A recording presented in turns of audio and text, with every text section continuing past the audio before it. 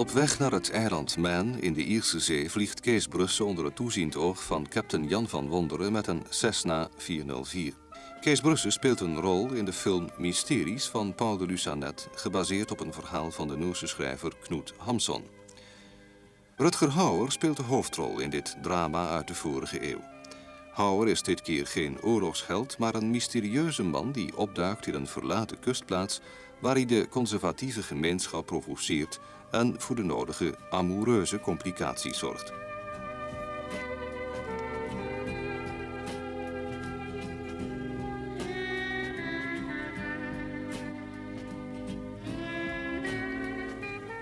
Op het eiland Man wordt een vervallen hotel gebruikt voor het schminken van de acteurs en actrices.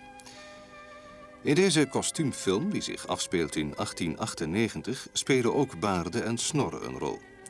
Maar toch vragen we ons af waarom deze film Mysteries door regisseur Paul de Lucanet op het eiland Man wordt gedraaid in plaats van op onze eigen Waddeneilanden. Dat was ook de eerste vraag van de producent. Maar je hebt hier een zeer dramatisch landschap voor nodig.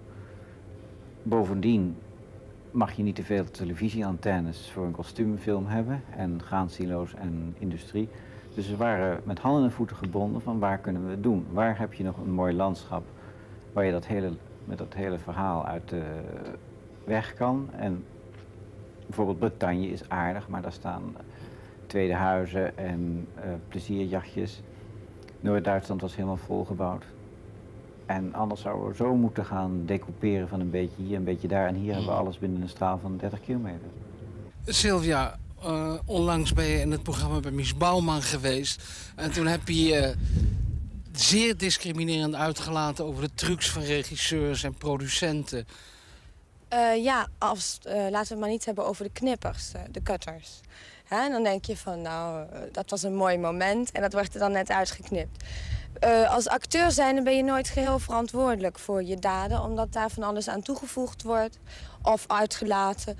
Dus het is niet zo creatief. Het is niet zo'n creatief beroep als men wel denkt. Jouw rol van Dani, dat heeft toch niets te maken met Emmanuel? Nee, dat heeft er helemaal niets mee te maken. Want ik ben een domineesdochter. En ik weet niet wat ik over godsdienst moet zeggen, maar het is altijd wel een beetje hypocriet in de weer zijn. Dus ik bedoel, de hele film wordt opgebouwd naar de kus en dan wordt er zelfmoord gepleegd. Ik bedoel, 3 mannen sterven voor mij. Vind je dat leuk? Niet speciaal, maar het is niet zo onaardig om een keer een onsympathieke rol te spelen. Ik ben er blij mee, omdat het totaal iets anders is. Om altijd maar Emmanuel tot op je 80ste te spelen is vervelend. Zoals ik me ook kan voorstellen dat op een gegeven moment John Wayne wel eens een keer iets anders wil doen dan op een paard zitten. Okay, shall we do it? Yes. All So right. we're going to start from you don't seem to be very pleased. And you're in that chair. Ja. Okay. Action. You don't seem very pleased to see me. I was wondering, how will he react? Will he tickle me under the chin as he used to? Alas. What's the matter with your eyes? Why do you keep blinking? I'm feeling a little out of sorts today, Kammer. Why have you come? Oh, Simonson, have you forgotten? It's your birthday.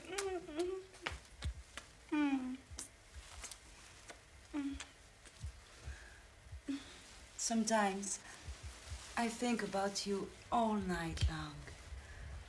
André Ferriol, après le film Le Grand Bœuf avec Mastroianni et Piccoli, maintenant dans un film hollandais avec Rutger Hauer. Oui, pourquoi pas.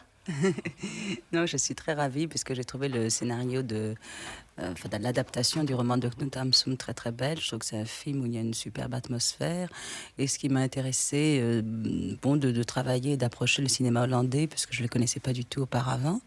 Et puis ensuite, ce qui est, je trouvais intéressant dans toute cette atmosphère, dans cette ambiance feutrée, mystérieuse, d'essayer d'interpréter le rôle de Kama, parce que je trouve que c'est une espèce de tourbillon et de bombe, et que ça peut être, c'est complètement en contrepoint par rapport à, si vous voulez, toute l'atmosphère du film. Je trouvais que c'était amusant. Je speelt ook met de Française André Ferriol.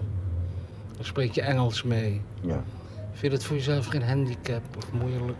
Nee, want ik heb in die scène bijzonder weinig te zeggen. En zelfs als ik velen zeg, die tekst is nooit een punt, vind ik. Die krijg ik, dat krijg ik mijn bek wel uit. Ik heb een Engelse cursus gedaan. En ik beheers de taal redelijk goed. Ik denk dat als ik het over een jaar spreek, ik het accentloos. Wil ik ook. Heb je plannen om weg te gaan? Ja, absoluut. Ja? Ja, Nederland is gewoon een klein land. En ik wil met andere regisseurs werken. En daar is Nederland gewoon te klein. Ik wil filmacteur blijven. Ja. En die kans, die heb ik wel, ja. Ik kan wel wat erop wachten in Nederland, maar ik moet naar het buitenland dan. De film Mysteries mikt op een internationaal publiek dat eens iets anders wil zien dan het gebruikelijke portie seks en geweld.